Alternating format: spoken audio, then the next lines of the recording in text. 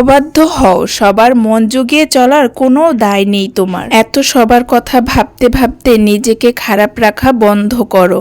কেউ তোমাকে দুটো খারাপ কথা বললেই তা ভেবে ভেবে নিজেকে গোমড়ে মারার প্রয়োজন নেই। দরকারে কেয়ারলেস হও, প্রয়োজন নেই প্রতিবার তোমারই সবটা ঠিক করে নেওয়ার চেষ্টা করা। কেউ একটু ভালোবাসলে কাছে ডাকলেই সব ছেড়ে ছুড়ে দৌড়ে যেতে হবে না।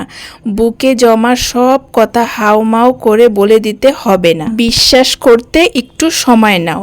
একটা গণ্ডি টানো নিজের মনের চারপাশে, যা পার করে সহজে প্রবেশ করা যায় না।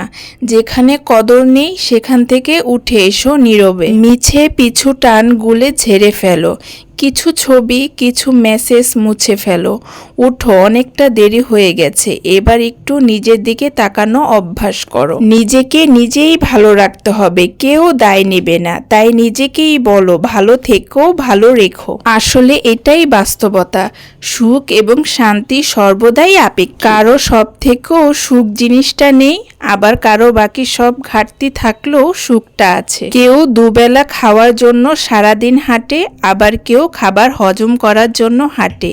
জীবন যেখানে যেমন, আমি ঠিক সেখানে তেমন। আসলে মানুষ হারিয়ে গেলেই মূল্যটা বোঝে, এই কথাটা পুরোপুরি সত্যি। প্রতিটা সম্পর্কের রিভেঞ্জ অফ নেচার বলে একটা কথা আছে। আমরা এই কথাটা জানি, কিন্তু কখনোই মানতেই চাই না। আপনার জন্য একসময় যে মানুষটা পাগল ছিল, সেই মানুষটাই আপনাকে ধীরে ধীরে ভুলে যাবে। কারণ প্রকৃতি সমতা সব সময় পছন্দ করে। তাই নিজেকে গুছিয়ে নিন।